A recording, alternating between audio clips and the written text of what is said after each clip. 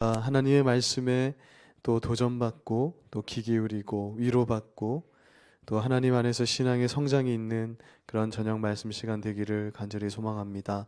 이 시간 성령 하나님 온전히 함께하여 주시고 우리의 예배 가운데 우리의 예배를 흠양하여 주시옵소서. 감사드리며 예수님의 이름으로 기도드립니다. 아멘. 예. 오늘은 전도자들의 참된 기쁨이라는 제목으로 누가복음 10장 17절에서 20절까지 말씀을 보겠습니다. 같이 한번 17절에서 20절까지 같이 한번 봉독하겠습니다. 시작. 70인이 기뻐하며 돌아와 이르되 주여 주의 이름이면 귀신들도 우리에게 항복하더이다. 예수께서 이르시되 사탄이 하늘로부터 번개같이 떨어지는 것을 내가 보았노라. 내가 너희에게 뱀과 전갈을 밟으며 원수의 모든 능력을 제어할 권능을 주었으니 너희를 해칠 자가 결코 없으리라. 그러나 귀신들이 너희에게 항복하는 것으로 기뻐하지 말고 너희 이름이 하늘에 기록된 것으로 기뻐하라 하시니라. 아멘. 예수님께서 70명의 전도자들을 따로 세우시고 이제 마지막 예루살렘으로 가는 도중에 그 전도자들을 앞서 보내면서 하나님 나라의 복음을 전파하게 하셨습니다. 예수님은 전도자들을 보내면서 추수할 것이 많은데 일꾼은 적다라고 이렇게 말씀을 하셨습니다. 이 예수님 당시에 이스라엘은 믿음이 없고 패역한 세대 이렇게 일컬음을 받는 그러한 어떤 환경에 처해 있었습니다. 사람들은 예수님을 거부하고 하나님의 말씀대로 살기를 거절하였습니다. 그런 그들의 모습을 예수님은 믿음이 없고 패역한 세대, 그들은 믿음이 없고 패역하다 이렇게 표현을 하셨습니다. 여러분, 우리가 오늘날의 이 시대를 생각하면 참 예수님의 시대가 떠오릅니다. 전도하기가 너무나 어려운 시대이다. 우리가 전도하기가 너무나 어렵다라는 것은 전도에 힘을 쏟는 분이면 누구나 다 아는 그런 피부로 느끼는 그런 사실일 것입니다. 예전에는 라면만 끓여줘도 학생들을 초청할 수 있었고, 제가 대학교 1학년 때만 해도 기타 가르쳐주고 컴퓨터 가르쳐준다 해도 사람들이 초청할 수 있는 그런 시대가 있었는데, 지금은 정말 옛적 일이 되고 말았습니다. 사람들이 예수님에게 전혀 관심이 없고 그저 이 땅에서 잘 먹고 잘 살 수 있는 그런 웰빙, 그런 것에만 관심이 있습니다. 그래서 도무지 복음이 들어갈 것 같지 않습니다. 우리가 우리의 이웃들을 전도할 때 참으로 어려워진 것은 바로 이러한 환경들 때문이죠. 그런데 중요한 것은 오늘 본문 말씀을 보니 예수님께서 직접 사람이 되어 오신 그 시대에도 사람들은 믿음이 없고 패역하였다. 그러니까 이 시대나 그 시대나 전도는 여전히 어렵고 사람은 여전히 믿음이 없고 패역한 자들이다. 그렇게 말씀하고 있는 것입니다. 그래서 예수님은 그것을 아시고 전도자들을 각 마을로 보낼 때 다음과 같이 말씀하십니다. 누가복음 10장 3절을 보니까 갈지어다 내가 너희를 보냄이 어린 양을 이리 가운데 보낸가 같도다.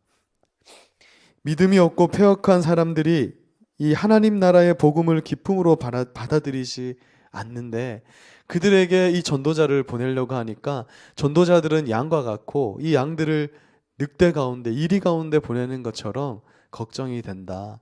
그만큼 너희는 이것이 힘든 일이라는 것을 예수님이 말씀을 하신 것이죠. 그들을 붙잡고 있는 악한 영들이 이리와 같이 복음 전도자들을 방해하고 복음을 듣는 자들도 공격하기 때문에 전도하는 것이 쉽지 않은 것이다. 이렇게 예수님 말씀하십니다.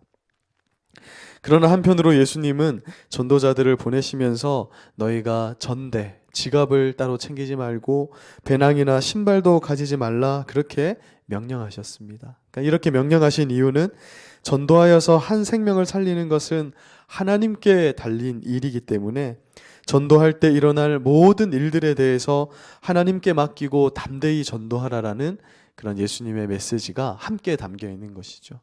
양들이 이리에게 가는 것처럼 그것은 쉽지 않은 일이지만 또한 너희가 준비할 것은 없다. 내가 할 것이니 너희는 담대하게 전도의 사명을 담당하라는 메시지가 오늘 누가복음 본문 말씀에 담겨 있는 것입니다.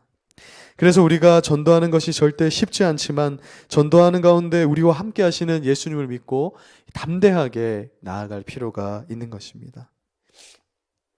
오늘 본문 말씀에서 우리가 주의해서 봐야 할 것은 전도는 어려운 일이지만 그럼에도 불구하고 추수할 것이 많다라는 것입니다. 비록 겉으로 볼 때에는 믿음이 없고 패역한 세대라서 우리가 거둘 만한 것이 전혀 없어 보입니다. 이렇게 동국대 전도를 하면 도대체 한 사람이라도 하나님께 돌아올 수 있을까?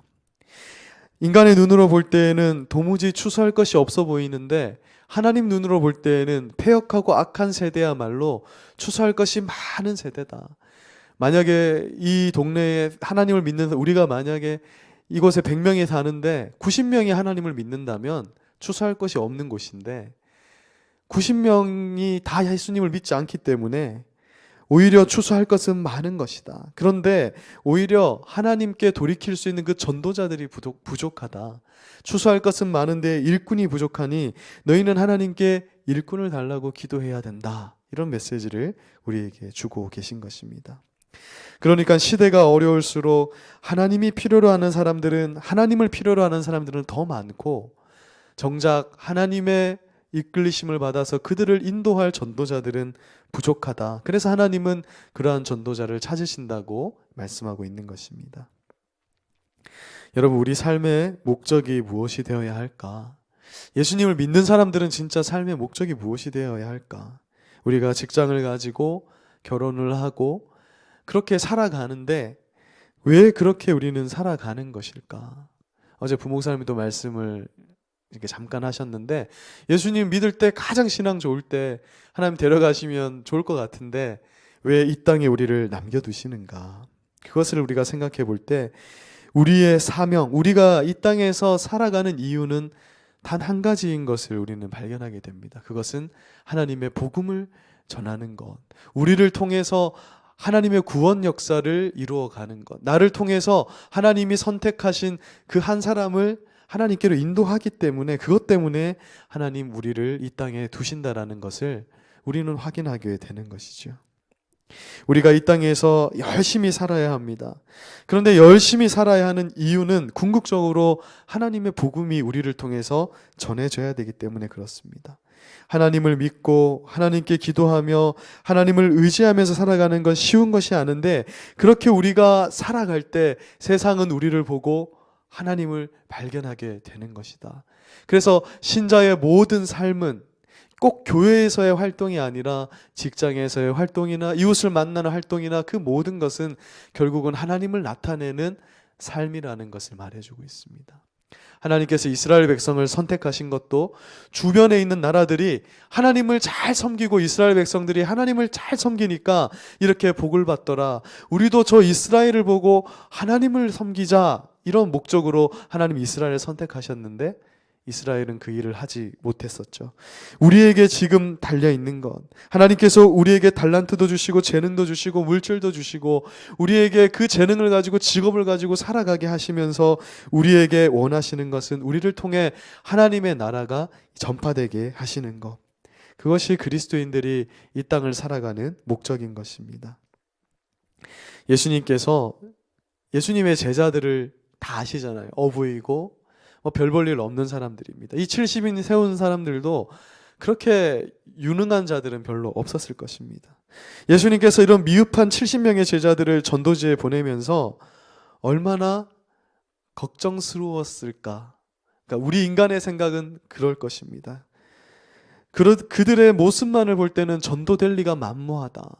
이를테면 대학 캠퍼스로 전도를 보내는데 다 고졸들만 중졸들을 보낸다. 인간의 눈으로 볼 때는 무슨 선한 일이 날 수 있겠는가 생각할 수 있지만 예수님은 전도를 위해서 너희가 아무것도 염려하고 걱정할 필요가 없다. 준비할 것이 없다.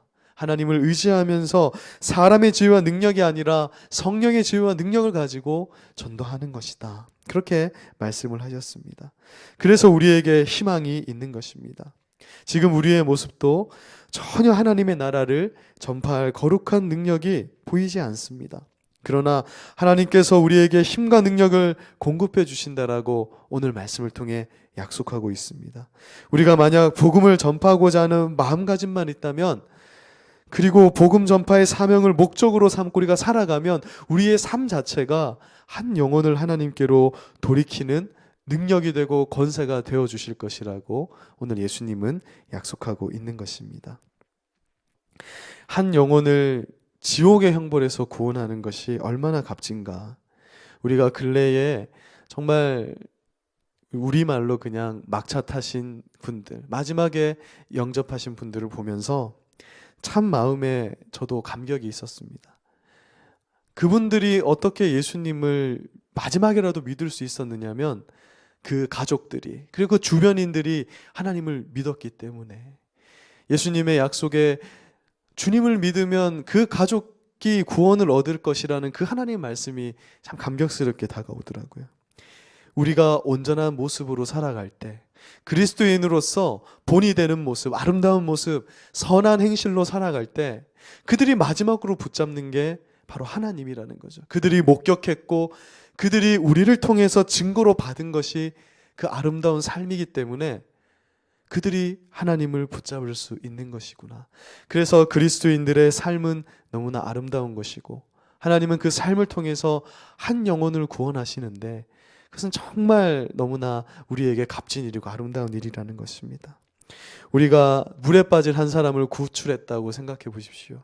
그 마음의 감격과 그 참 기쁨이 어떠하겠습니까? 근데 우리가 우리를 통해서 한 영혼을 하나님께로 인도했다면 그 기쁨은 정말 말할 수 없는 것이겠죠.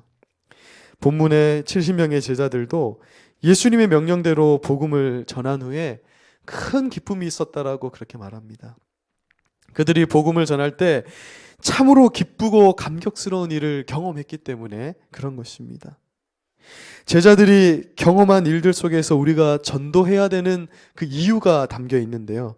먼저 전도할 때 우리는 이 땅에서 맛보지 못하는 영광스러운 기쁨과 감격을 경험할 수 있는 것입니다.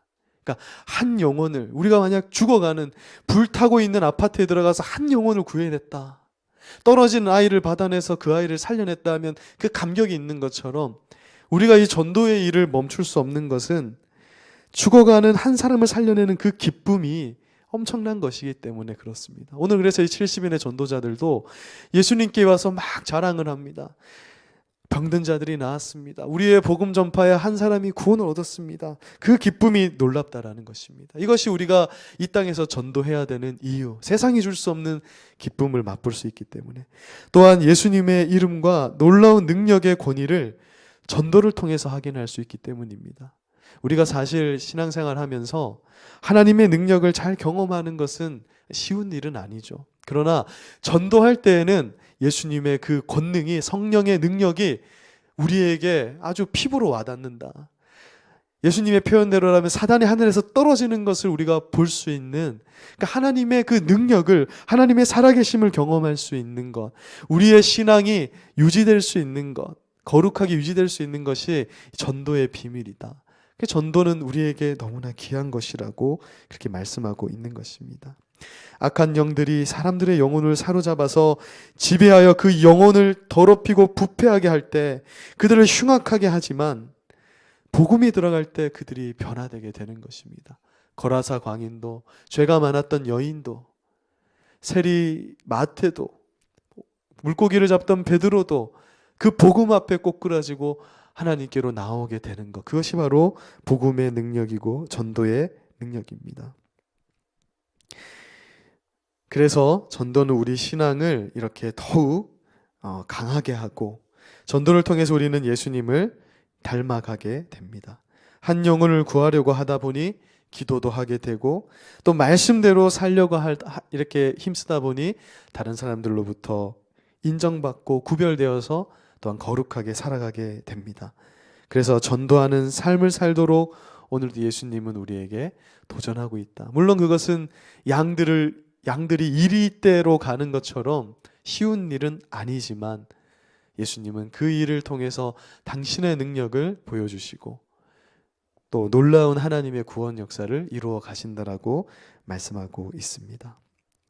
무엇보다 오늘 본문 말씀을 보니까 이 전도자들이 기뻐해야 하는 이유가 따로 있다라고 말합니다. 누가복음 10장 20절에 보니까 너희는 악한 영들이 너희에게 굴복하는 이것으로 기뻐하기보다는 너희 이름이 하늘에 기록된 것을 기뻐하라.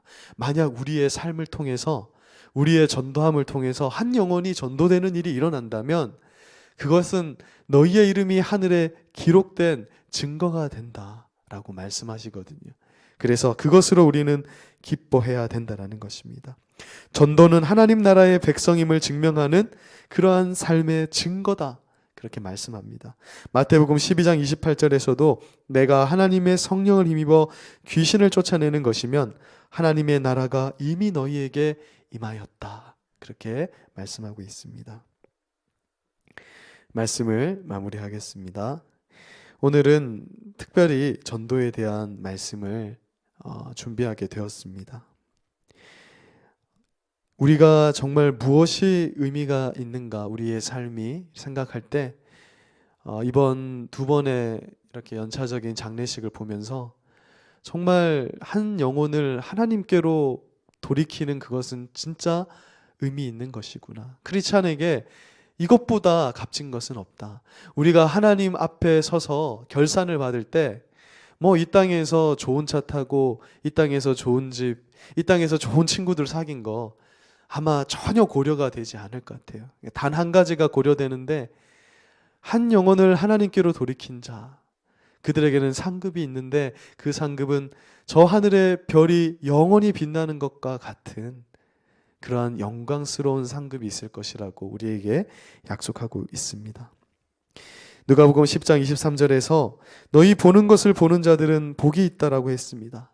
우리가 전도를 통해서 이러한 하나님의 역사, 하나님의 살아계심을 보는 자들은 복된 자들이라는 것입니다.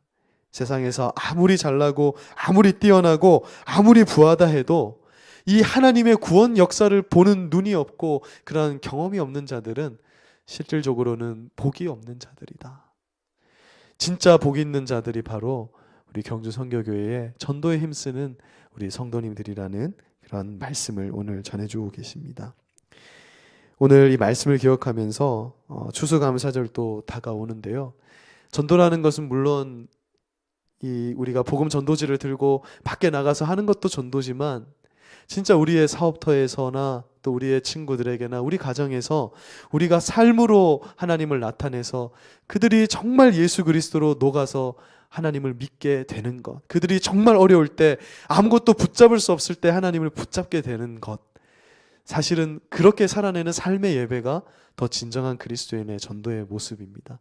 우리가 그러한 모습으로 또 설 수 있게 기도해 주시고, 또 추수감사절과 또 오늘 특별히 기도해 주실 때 내일 우리 청년들 주말 수련회가 있습니다.